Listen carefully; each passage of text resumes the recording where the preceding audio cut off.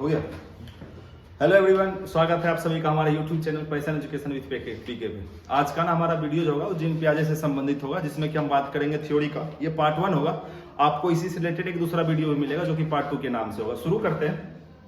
Basically gene पियाजे का सवाल ना आपके हर एक एग्जाम में देखने को मिलेगा। अगर बात करें सीडीपी में तो आप यकीन मानिए आपको क्वेश्चन नंबर 3, 4, 5 जो होता है एग्जैक्ट हम बताते हैं वो आएगा जीन पियाजे से संबंधित। ऐसा आज तक एग्जाम कोई हुआ नहीं जिसमें जीन पियाजे से सवाल पूछा नहीं। ठीक है, तो ये जो महानुभाव है, जैसा कि आप देख पा रहे होंगे, स्विट्जरलैंड के रहने वाले हैं। इन्होंने जो बेसिकली बात किया था बच्चों के संज्ञानात्मक विकास पे, यानी कि कॉग्निटिव डेवलपमेंट। इसीलिए थ्योरी का भी नाम आप देख पा रहे होंगे कि पियाजे का संज्ञानात्मक विकास का सिद्धांत। बात करते हैं कि संज्ञानात्मक विकास होता क्या है। संज्ञानात्मक विकास कहने का मतलब है कि बच्चे का इंटेलेक्चुअल डेवलपमेंट या कॉग्निटिव डेवलपमेंट। जैसे कि एक छोटा बच्चा जैसे जैसे अपने उम्र के साथ बड़ा होते जाता है तो कैसे अपना मानसिक विकास करता है, कैसे वो पहले से बेहतर कुछ सोच पाता है, कैसे वो पहले से बेहतर समस्या का समाधान कर पाता है। इसी को लेकर के जीन पियाजे ने अपना ये सिद्धांत दिया था। पियाजे का जो सिद्धांत है वो बच्चे के एज के ऊपर डिपेंड करता है बहुत ज्यादा। यानी कि अगर हमारा एज कम है तो हम लोग कम सोच पाते हैं, अगर हमारा एज ज्यादा है तो हम लोग ज्यादा सोच पाते हैं, ऐसा कहना था। यानी 100 बात की एक बात पियाजे ने जो है अपने बच्चों के सिद्धांत में इनका कहना था कि बच्चों को सीखने के लिए उसका उम्र जो है मायने रखता है। एज फैक्टर को बहुत ही इंपॉर्टेंट माना गया था अकॉर्डिंग टू जीन पाइगेट। इसके अलावा जो पियाजे है बच्चे के विकास में बायोलॉजिकल मैच्योरिटी, जिसको कि हम लोग जैविक परिपक्वता भी कहते हैं, परिपक्वता, इसको इंपॉर्टेंट माने थे। परिपक्वता होता क्या है? देखिए, बेसिकली मैच्योरिटी को डिनोट किया जाता है हेरिडिटी से, यानी कि आनुवंशिकता एक ऐसा गुण है जो कि परिपक्वता एक ऐसा गुण है जो कि हमारे साथ बचपन से, जन्म से ही आता है। ठीक है, परिपक्वता कैसे आने वाला चीज है याद रखिएगा, जन्मजात। परिपक्वता जन्मजात आने वाला गुण है।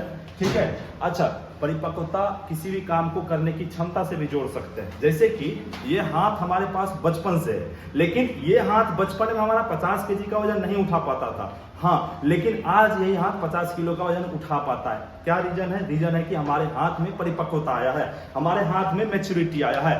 तो परिपक्वता एक ऐसा क्षमता है जो रहता जन्मजात है, लेकिन समय के साथ हमारे अंदर निखरता है, समय के साथ हमें दिखता है। ठीक है, तो अगर पूछ दे बताइएगा एक बार कि पियाजे किस किस चीज को इंपॉर्टेंट माना है? एज को, यानी एज ज्यादा तो संज्ञानात्मक विकास भी ज्यादा, अगर एज कम तो संज्ञानात्मक विकास भी कम। इसके बाद किसको? परिपक्वता को, मैच्योरिटी को। परिपक्वता जैसे जैसे आते जाएगा बच्चे का सीखना उतना ही जबरदस्त होते जाएगा।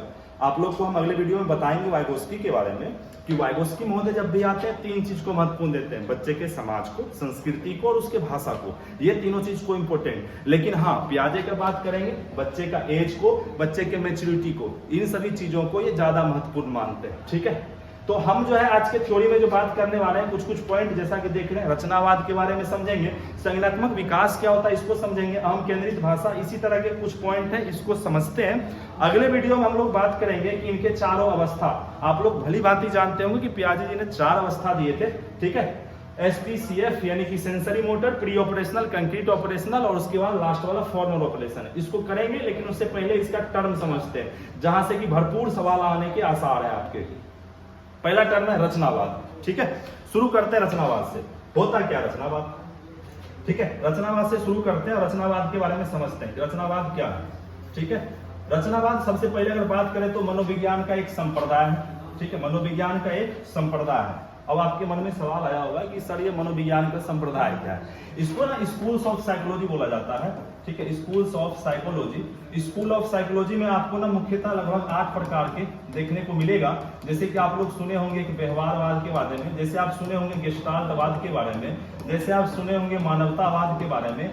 उसी तरह से हम आज जिसका बात करेंगे वो है रचनावाद। ठीक है, और ये सीटेट के एग्जाम के नजरिए से सबसे बेहतरीन स्कूल ऑफ साइकोलॉजी है, वो क्या है? हमारा रचनावाद। ठीक है, रचनावाद साइकोलॉजी में ना स्कूल में वाइगोस्की आएंगे, पियाजे आएंगे, ये सब फेमस नाम आते हैं। रचनावाद एक कैटेगरी समझ लीजिए, इस कैटेगरी में कुछ मनोवैज्ञानिक आएगा। जैसे आपको बात करेंगे कि व्यवहारवाद में। ठीक है, व्यवहारवाद में जैसे कि किसका नाम आ जाएगा? आपको स्किनर का नाम आ जाएगा। ठीक है, इसी में आपको आ जाएगा थॉर्नडाइक का नाम याद आ जाएगा, जैसे किसी में पावलोव का नाम याद आएगा। ये सब आ जाते हैं हमारे किस में? व्यवहारवादी है। व्यवहारवादी कहने का मतलब है जो बच्चे के बिहेव के ऊपर फोकस करे और उसको अधिगम में सीखने में माने। अगर बोलेंगे कि क्योंकि बच्चा अपने व्यवहार से सीखता है तो व्यवहारवादी। लेकिन रचनावादी क्या बोलेगा कि बच्चा जो सीखेगा रचना करके, रचना करना इन द सेंस क्रिएट करना, क्रिएट करना इन द सेंस निर्माण करना, निर्माण करने का मतलब है कि कुछ नया बनाना। इसका मतलब है लीक पे नहीं चलना, ठीक है, लीक से हटके। लीक का मतलब होता है एक ऐसा रास्ता जो पहले से बनाया गया हो, तो लीक से हटके जो काम करता है वो रचनावाद में। अगर आपको बोला जाए कि कोई छात्र कुछ नया सोचता है, कुछ नया करना चाहता है, खुद से करना चाहता है, स्वयं से खोजता है, देखिए ऑप्शन में क्या क्या वर्ड आएगा, जो बोल रहे हैं सेम टू सेम ऑप्शन में लिखा मिलेगा। अगर किसी ऑप्शन में, दोहराइए मेरे साथ, अगर किसी ऑप्शन में आपको लिखा हुआ मिल जाए ज्ञान का निर्माण करना, ध्यान से सुनिएगा, ज्ञान का निर्माण करना, अगर किसी ऑप्शन में लिखा जाए स्वयं से ज्ञान को खोजना, या लिखा जाए बच्चा सक्रिय रूप से सीखेगा, या लिखेगा बच्चा अन्वेषण करके सीखेगा, ये तमाम जो शब्द बोले ये सारा शब्द किसके साथ जाएगा, रचनावाद। यानी रचनावाद में जो भी बच्चा आता है वो कुछ ना कुछ अपना क्रिएट करने का चर्चा करता है, कुछ स्वयं से खोजने का बात करता है, अन्वेषण, अन्वेषण मतलब एक्सप्लोर करने का बात करता है। तो रचनावाद को ही मानने वाले कौन है, हमारे पियाजे महानुभाव, ठीक है। अगला बात करते हैं संज्ञानात्मक विकास। तो संज्ञानात्मक मतलब क्या, हमारे पीठ का विकास, पेड़ का, घुटना का नहीं। संज्ञानात्मक का मतलब है हमारे संज्ञान यानी कि नॉलेज, दिमाग। संज्ञानात्मक विकास को ही बौद्धिक विकास, संज्ञानात्मक विकास को ही मानसिक विकास, इसी को इंटेलेक्चुअल डेवलपमेंट, इसी को कॉग्निटिव डेवलपमेंट, इसी को मेंटल डेवलपमेंट, कुछ भी कह दीजिए, सब एक ही बात है। तो इसका परिभाषा अगर लिखना हो तो आप ऐसे लिख सकते हैं कि हम सभी मानवों में किसी समस्या को समाधान करना, किसी भी चीज के ऊपर फोकस कर पाना, या फिर ध्यान लगा पाना, अनुभूति कर पाना, या फिर एक तरह से मेमोरी, स्मृति, कितना याद रहा कितना याद नहीं रहा, इस तरह की तमाम घटनाएं किसके अंतर्गत आएगा, संज्ञान के अंतर्गत आएगा। और संज्ञान में बदलाव हो रहे, संज्ञान में जो परिवर्तन हुआ, पहले से बेहतर हुआ, उसी को संज्ञानात्मक विकास कहा गया, ठीक है। अगला पॉइंट है अहम केंद्रित भाषा। पियाजे जी जो है चर्चा करते हैं अहम केंद्रित भाषा पे, समझिएगा। अहम संस्कृत शब्द का एक वर्ड है, अहम का मतलब होता है मैं या खुद। अहम केंद्रित, केंद्रित होना मतलब डिपेंडेंट होना। तो जब कोई छात्र खुद के ऊपर केंद्रित है, यानी कि दूसरे का बात नहीं मानता हो, उदाहरण से समझिए, ठंडी का मौसम है, बच्चा को हो गया है सर्दी, ठीक है, ठंडी का मौसम में पहले ही सर्दी से कब से बच्चा एकदम ऑफ रहा है, लेकिन फिर भी अगर मेला ले गए, अब मेला में आजकल तो 12 महीना आइसक्रीम बेचता है, आइसक्रीम वाला मिल गया, बोलेगा, बच्चा जैसे ही देखेगा कितना भी सर्दी हो गया, कुछ भी हो गया, नहीं मानेगा, वो तुरंत जो है गोदी मिली है निकल के दौड़ जाएगा कि हमको आइसक्रीम चाहिए तो चाहिए। यानी कि जब बच्चा को यह लगे हम जो सोच रहे हैं, हम जो कर रहे हैं, मतलब आइसक्रीम चाहिए तो चाहिए, वही सही है। यानी बच्चा को जब लगे कि हमारा जो सोचना है, हमारा जो मानना है वही सही है, बाकी सब गलत है, इस तरह का भाषा या इस तरह का सोच को अहम केंद्रित सोच कहा गया। ये बचपन में होता है, धीरे धीरे हम बड़ा होते हैं तो जिदपना खत्म हो जाता है। तो बोलेगा अहम केंद्रिता का चर्चा कौन करता है, पियाजे। किसी भी ऑप्शन में कभी भी अहम केंद्रित वर्ड मिले तो आप जाइएगा पियाजे के साथ, ठीक है। अगला हमारा पॉइंट है बच्चे वयस्कों के सोच में संबंध। इंपोर्टेंट है, हम इधर समझाते हैं, आप ध्यान दीजिएगा क्या है ये वाला मैटर। बच्चे और वयस्कों के सोच में संबंध, ठीक है। हम बात करेंगे कि किस प्रकार से बच्चे सोचते हैं और किस प्रकार से वयस्क। वयस्क मतलब क्या, एकदम छोटा बच्चा नहीं, वयस्क का मतलब है एक मैच्योर, या फिर एक तरह से कह सकते हैं, पता है, वयस्क मताधिकार मतलब जिस भी आदमी का ऐसा एज हो गया कि इलेक्शन में वोट डाल सकता है, 18, 20 साल, 22 साल का आदमी, ठीक है। तो देखते हैं, हम देखते हैं क्या हमारा जो टॉपिक है, वयस्क एवं बच्चों के सोच प्रक्रिया, ठीक है। सोच को ही हम कह सकते हैं, दोनों के चिंतन का बात करेंगे, ठीक है, किसका कैसा चिंतन होता है। तो हम एक तरफ लिखते हैं बच्चे और एक तरफ हम लिखते हैं वयस्क, ठीक है। तो हम बात करेंगे इस दोनों के सोच के बारे में। देखिएगा, अगर हम आपसे एक सवाल करें, देखिए जवाब दीजिएगा, एक सवाल करें कि ज्यादा कौन सोच सकता है, बच्चा ज्यादा सोचेगा कि वयस्क बड़ा आदमी ज्यादा सोचेगा। हमको 99 में 100% विश्वास है कि आप बोल देगा कि वयस्क ज्यादा सोचेगा और बच्चा कम सोचेगा। ऐसा नहीं है, ऐसा नहीं है। होता क्या है कि जितना बच्चा सोचता है उतना वयस्क सोचता है, यानी कि जितना वयस्क सोच पाएगा उतना ही बच्चा सोच पाएगा। दोनों का सोचने का मात्रा इक्वल होता है, बराबर होता है, ठीक है। अब कहिएगा कैसे। आप जो सोचते हैं कि हमारा करियर कैसे बनेगा, हम जो है जॉब कैसे लेंगे, हमारा ब्याह कैसे होगा, तो आप इसके पीछे अपना दिमाग लगाते रहते हैं, अपना चिंतन करते रहते हैं। पता आप जो अपने करियर के पीछे जितना चिंतन करते हैं, जितना दिमाग लगाते हैं, उतना ही बच्चा दिमाग लगाता है अपने चॉकलेट के पीछे, ठीक है, उतना ही दिमाग लगाता है कि हमको चॉकलेट कैसे मिलेगा। कहने का मतलब माथा खपाना, जितना आप खपाते हैं, बड़ा आदमी खपाता है, उतना ही बच्चा खपाता है। यहां से हम इस निष्कर्ष पे पहुंचे कि बच्चे हो या वयस्क हो, दोनों का जो चिंतन का मात्रा होता है वो कैसा होता है, समान की असमान, वो होता है समान। यानी कि मात्रा, यानी जितना मात्रा में वयस्क सोचेगा उतना ही मात्रा में बच्चे भी सोचेंगे। तो यही लाइन आता है कि बताइए बच्चे और वयस्क का चिंतन मात्रात्मक रूप से समान होगा कि नहीं होगा, तो बोलिएगा होगा, जितना ये उतना होगा। लेकिन फिर भी एक अंतर होता है, वो क्या होता है, वो होता है गुण में अंतर। यानी कि वयस्क का जो सोचने का गुण होता है ना, गुण जिसको कि हम लोग क्वालिटी बोलते हैं, इसका क्वालिटी थोड़ा ज्यादा बेहतर होता है। इसका जो होता है गुण वो क्या होता है, थोड़ा कम बेहतर होता है। यानी ये सोचता है छोटे स्तर पे और ये सब अपना बड़े स्तर पे। फिर से याद रखिएगा, जितना ये सोच सकता है उतना ही ये भी सोचेगा। यानी कि वयस्क हो या बच्चे हो, मात्रात्मक रूप से दोनों का समान होगा, लेकिन गुण का बात करें यानी कि गुणात्मक रूप से क्या होगा, बोलिए आप सब खुद बता सकते हैं, समान नहीं, गुणात्मक रूप से असमान। यहां से सवाल भर भर के पूछा हुआ है, यहां से सवाल बार बार पूछा हुआ है कि बताइए वयस्क और बच्चे का, इसका मतलब हम दो निष्कर्ष पे पहुंचे कि वयस्क हो, ठीक है, वयस्क हो या बच्चे हो, ठीक है, दोनों का जो चिंतन होता है, याद रखिएगा चिंतन प्रक्रिया, तो याद रखिएगा मात्रात्मक रूप से, क्या बोले हम, मात्रात्मक रूप से समान या असमान, बोलिए मात्रात्मक रूप से क्या हो जाएगा आपका, ये हो जाएगा समान, दोनों बराबर। और अगर बोला जाए गुणात्मक रूप से, ठीक है, दोनों गुणात्मक रूप से, दोनों का जो क्वालिटी होता है वो हो जाएगा असमान, दोनों अलग अलग, ठीक है। बस प्याजे का इतना सब बात था जो कि आप इस पॉइंट के बारे में, बच्चे और वयस्क के सोच में संबंध। तो मात्रा में क्या होता है, दोनों का बराबर बराबर, हाँ, लेकिन गुण में क्या हो जाएगा, दोनों का अलग अलग, ठीक है। अगला बात करते हैं स्कीमा। एक टर्म हमारे सामने में वो लिखा हुआ है क्या, स्कीमा। स्कीमा, स्कीमा देखिएगा, स्कीमा के बारे में किसी की मां नहीं, स्कीमा एक टर्म है जो कि बेसिकली बात किया जाता है। स्कीमा को हम लोग बोलते हैं एक प्रकार से पॉकेट ऑफ नॉलेज, इसको कह सकते हैं। स्कीमा के बारे में अगर लिखना हो लिखिएगा कि सूचनाओं का संग्रह, यानी हम लोग अपना जितना भी नॉलेज है, जितना भी इंफॉर्मेशन है, उसका जो कलेक्शन, जो यहाँ पे कलेक्शन रखते, कहाँ रखेंगे कलेक्शन, यहाँ पे, यहाँ पे, यहाँ पे रखेंगे। यानी कि सूचनाओं का संग्रह जहां रहता है उसी को क्या कहते हैं, स्कीमा। जैसे कि हम नहीं कहते हैं स्कीमा, क्या कहते हैं, ऐसे समझिएगा, जैसे कि आप मान लीजिए घर में आए कहीं से घूम फिर के, आपके ताला का चाबी कहीं खो गया है, तो अब आप दोस्त से बात करते हैं कि कोनो स्कीम लगाओ ना, कोनो स्कीम से इसको तोड़ो, कोनो स्कीम लगाओ, मतलब क्या है, वही स्कीमा लगाने का बात हो रहा है कि कोनो स्कीमा से उस काम को कर दो। स्कीमा मतलब सूचनाओं का संग्रह, यानी कि इसको कह सकते हैं क्या, पॉकेट ऑफ नॉलेज, ठीक है, पॉकेट ऑफ नॉलेज, यानी कि इसी को कह सकते हैं आप सूचनाओं का संग्रह स्थान। यानी कि ऐसा कोई भी चीज जहां पे हम सारे काम को, सारे नॉलेज को जमा रखते हैं, उसी को स्कीमा, आम भाषा में कह सकते हैं। दिमाग में ही तो सब कुछ रहता है। स्कीमा से एक और वर्ड आता है स्कीम्स, याद रखिएगा। स्कीमा होता है सूचना का भंडारण जहां पे होता है, और इस भंडारण में से जिसका उपयोग करते हैं वो स्कीम्स कहलाता है। सिंपल सा है, फिर से देखिएगा, हमारे पास हजारों तरह का ज्ञान है कि खाना कैसे बनाना है, पढ़ाई कैसे करना है, बाइक कैसे चलाना है, लेकिन सभी ज्ञान का जब जमा जहां होगा वो होगा स्कीमा।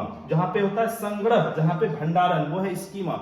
इस भंडारण में से उपयोग करेंगे जब, जिसको निकाल के यूज करेंगे। जैसे अब हम चाहेंगे बाइक लेंगे, यहां से निकलेंगे, तो बाइक के लिए जो नॉलेज चाहिए वो हमारा स्कीमा से निकलेगा, और उसको कहेंगे क्या, उसको कहेंगे स्कीम्स। तो स्कीमा हो गया कहां पे, जहां पे पूरा इंफॉर्मेशन जमा हो और जिसका यूज करेंगे वो स्कीम्स कहलाएगा। सिंपल सा है। सवाल तो इतना आसान आ जाता है कि स्कीमा का प्रयोग किस मनोवैज्ञानिक ने किया। तो आज हम किसका पढ़ रहे हैं, हम पढ़ रहे हैं पियाजे का। तो पियाजे ने कहा, पियाजे कहाँ के थे, स्विट्जरलैंड के थे। पियाजे के सिद्धांत का नाम क्या है, संज्ञानात्मक विकास का सिद्धांत। अहम केंद्रित भाषा किसने दिया, तो पियाजे ने दिया। संज्ञानात्मक विकास का बात कौन करता है? पियाजे करता है। एक और नाम याद रखिएगा, पियाजे के साथ बंडूरा का भी थ्योरी आता है, हम लोग पढ़ेंगे बाद में। रचनावाद से संबंध किसका है? पियाजे का है। बच्चे और वयस्क की सोच के बारे में बताइए, तो बच्चे और वयस्क का सोच मात्रात्मक रूप से समान, गुणात्मक रूप से असमान होता है। अब जो है ये टर्म पढ़ते हैं, अनुकूलन, आत्मसातीकरण, समायोजन, साम्य धारण। ये हमारा आज का अंतिम पॉइंट होगा। इसको समझ गए तो फिर आपका जो है 2 से 3 नंबर फिक्स है, वो आपके हाथ में।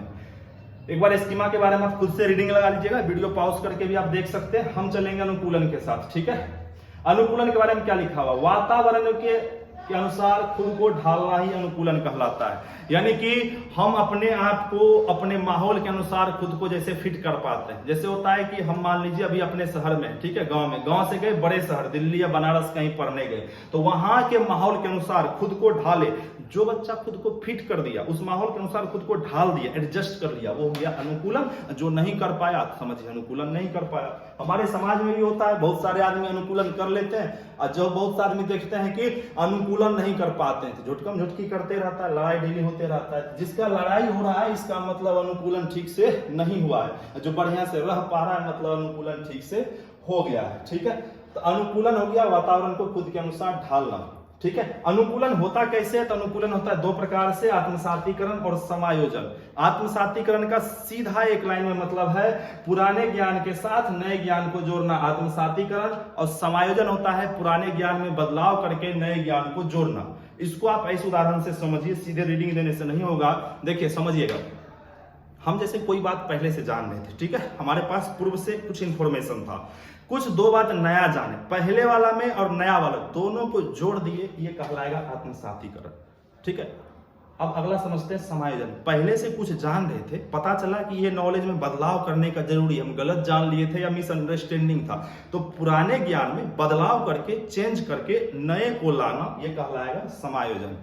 नए तो ऐसे समझिए, हमारे गुरुजी बताए थे कि पुरनकी वाली को छोड़ के नवकी को रखना समायोजन, और पुरनकी नवकी दोनों को साथ में रखना क्या कहलाएगा? आत्मसातीकरण। बस बात खत्म है। आत्मसातीकरण और समायोजन, देखिए ये इंपॉर्टेंट है, बहुत बच्चा नहीं समझ पाता है, आप समझिए यहां से। आत्मसातीकरण और ये कहलाएगा समायोजन। समायोजन हमारा आंसर तब जाएगा जब भी क्वेश्चन में संशोधन का बात हो, ठीक है। क्वेश्चन में क्या हो? संशोधन का बात हो या क्वेश्चन में बदलाव का बात हो। क्या संशोधन बदलाव? जब बोलेगा कि पुराने ज्ञान में संशोधन करना, संशोधन का मतलब संविधान संशोधन होता है, मतलब क्या? कुछ ना कुछ चेंज करना। बदलाव का मतलब परिवर्तन करना। तो जब भी पुराने ज्ञान में, इसका सीधा बोलेंगे कि पूर्व ज्ञान में क्या करना? बदलाव करके किसको लाना? नया को लाना। पूर्व में बदलाव करके नया को लाना, समायोजन। और जब हम बोलेंगे कि पूर्व और नया दोनों को एक साथ रखना, ठीक है, पूर्व ज्ञान के साथ किसको जोड़ देना? नया ज्ञान को जोड़ देना, ये आपका क्या कहलाता है? ये आपका आत्मसातीकरण कहलाता है, ठीक है। इसको और अच्छे से डिटेल में इसका ना स्पेशल वीडियो बनाएंगे, आपको और बढ़िया से समझ में आएगा, बट हम उम्मीद करते हैं आपको समझ में आया होगा। एक वर्ड है साम्य धारण। साम्य धारण होता है कि आत्मसातीकरण और समायोजन दोनों के बीच संतुलन बनाना ही साम्य धारण कहलाता है, ठीक है। आप वीडियो को एक बार जब समझ नहीं आए तो एक बार दोबारा देखें, रोक के देखें, बाद बाकी नोट करते चले। यहाँ पे सारा बात लिखा हो, आप चाहे स्क्रीनशॉट ले सकते हैं यहाँ से। हम जो है अगले वीडियो में बात करेंगे पियाजे से जुड़ा हुआ इसके 4 अवस्था के बारे में। एक बार मेरे साथ दोहराइएगा। पहला अवस्था का नाम संवेदी पेशीय, या इसी को संवेदी गामक, या इसी को इंद्रिय गामक, इंग्लिश में सेंसरी मोटर स्टेज कहते हैं। इसका जो टाइम पीरियड होता है 0 से 2 साल होता है, ठीक है। समझते हैं हम लोग, इधर लिख करके एक बार। 4 अवस्था दिया है, ठीक है, 4 अवस्था दिया है। हम वीडियो की शुरुआत में ही बताए थे कि पियाजे महोदय जो है बच्चे के विकास में एज को महत्व दिया है। एज, उम्र, इनका क्या कहना था? उम्र बढ़ेगा तो बच्चे का दिमाग भी बढ़ेगा, उम्र जिसका कम है उसका दिमाग भी कम होगा। इसका उदाहरण आप अपने गांव और घर से भी ले सकते हैं कि जब घर में कोई बच्चा गलती करता है, उसका बाप माँ उसको डंगा रहा होता है, तो पड़ोसी आके कहता है कि अरे अरे छोड़ दीजिए, अभी तो बच्चा है, बड़ा होगा तो अपना ही सीख जाएगा, बड़ा होगा तो सीख जाएगा, मतलब उसका एज बढ़ेगा तो सीखना होगा। वही बात पियाजे भी कहते हैं कि बच्चे का सीखना उसके एज पे डिपेंड करता है। अगर बड़ा हुआ, एज बढ़ेगा तो कुछ ना कुछ सीख जाएगा। इसी आधार पे 4 अवस्था दिए। पहला अवस्था 0 से 2 वर्ष माने हैं, यानी पहले में कैटेगरी में 2 साल तक के बच्चे को लिए हैं, दूसरे कैटेगरी में 2 से 7 वर्ष के बच्चे का बात करते हैं, और तीसरे कैटेगरी में 7 से लेकर के 11 वर्ष के बच्चे का बात करते हैं, और तीसरे कैटेगरी में 11 से 15 या 15 से ऊपर की उम्र, यानी 16-17 कहीं तक का भी, ठीक है। ये जो पहला वाला कैटेगरी है इसका नाम है संवेदी गामक अवस्था। ठीक है, हम लोग पढ़ेंगे एक एक अवस्था को, आपको मजा आएगा कि संवेदी गामक का नाम संवेदी गामक काहे पड़ा। सिंपल सा बात है, संवेदना से सीखना होता है। संवेदना मतलब अपने सेंस ऑर्गन से, इसीलिए आप देखिएगा इसका नाम भी है सेंसरी मोटर। सेंस ऑर्गन 5 होते हैं हमारे। ठीक है, अब 5 सेंस ऑर्गन क्या होता है आप कमेंट में लिख करके आप उनको बता सकते हैं। देखिए दूसरा अवस्था है पूर्व संक्रियात्मक। ठीक है, दूसरा अवस्था का नाम है पूर्व संक्रियात्मक अवस्था। ठीक है, इसको क्या आप लोग प्री ऑपरेशनल कहते हैं। तीसरा 7 से 11 इसको मूर्त संक्रियात्मक बोलते हैं, और चौथा 11 से 15 को हम लोग कहते हैं औपचारिक संक्रियात्मक। ठीक है, अच्छा, औपचारिक संक्रियात्मक को ही एक और नाम से जानेंगे, हम चाहेंगे कमेंट में लिखिए। औपचारिक का दूसरा नाम कमेंट में वही बच्चा लिख पाएगा जो कि इस वीडियो के लास्ट तक आया होगा। जो शुरुआत में छोड़ दिया होगा कमेंट में कभी नहीं डाल सकता है, काहे कि ये बात हम लास्ट में आपसे प्रश्न पूछे, आसान सा आंसर है। ठीक है, कि औपचारिक का दूसरा नाम क्या है। ठीक है, एक दो सवाल आपके लिए है अगर आप जानना चाहें। अगर बोल दे कि जीन पियाजे जो है बच्चे का कहां से कहां तक, जन्म 0 से, इसका मतलब जन्म से लेकर के मैक्सिमम 15 साल का बात करते हैं, या कहीं कहीं 15 से ऊपर लिखा हुआ मिलेगा। तो हम आपका ना इंपोर्टेंट है, देखिए हम बता दें कि अगले में पढ़ेंगे कि संवेदी गामक में क्या क्या गुण है, हर एक को समझेंगे। पूर्व संक्रियात्मक के गुण को समझेंगे, मूर्त के गुण को और अमूर्त के गुण को, और पियाजे का कुछ ना कुछ आलोचना भी करेंगे। आलोचना करने का मतलब इसका निंदा या शिकायत, कुछ गलती की है उसकी गलती को पकड़ेंगे कि भाई साहब ये इनका क्या क्रिटिसाइज रह पाया। ठीक है, तो फिर इसी तरह से जो है हम मिलेंगे अगले वीडियो में। अगर वीडियो अच्छा लगा हो तो आप जरूर लाइक शेयर सब्सक्राइब जो होता है, और साथ ही साथ ना कमेंट अपना जरूर छोड़ें कि आप क्या बदलाव चाहते हैं, चाहे वीडियो क्वालिटी हो, साउंड क्वालिटी हो, या पढ़ाई का कोई मटेरियल हो, आप नोट्स चाहते हैं, या कुछ भी आपके मन में इस तरह से दुविधा है तो आप कर सकते हैं। आप हमारा प्ले स्टोर से ऐप भी इंस्टॉल कर सकते हैं जो कि पैशन एजुकेशन से नाम से आएगा। ठीक है, पैशन एजुकेशन हम लिख देते हैं जो कि आपके कैपिटल लेटर में आएगा कुछ इस तरह से। आप प्ले स्टोर में सर्च करिएगा, सारा कैपिटल लेटर लिखिएगा। ठीक है, तो हमारा मिल जाएगा, जिसमें कि लोगो होगा हमारा, उसमें PE लिखा हुआ मिलेगा। आप इंस्टॉल करिए, बहुत जल्द आपको 11 रुपया में बैच देखने को मिलेगा। जी, आपके कान को उम्मीद नहीं होगा, ठीक है, और दिल को भरोसा नहीं होगा। 11 रुपया में कंप्लीट कोर्स मिलेगा, सीटेट का एग्जाम तक आप कर सकते हैं। तो आप इंस्टॉल करके रखें, जल्दी हम शुरू करने वाले। ठीक है, मिलते हैं फिर इसी तरह से, धन्यवाद।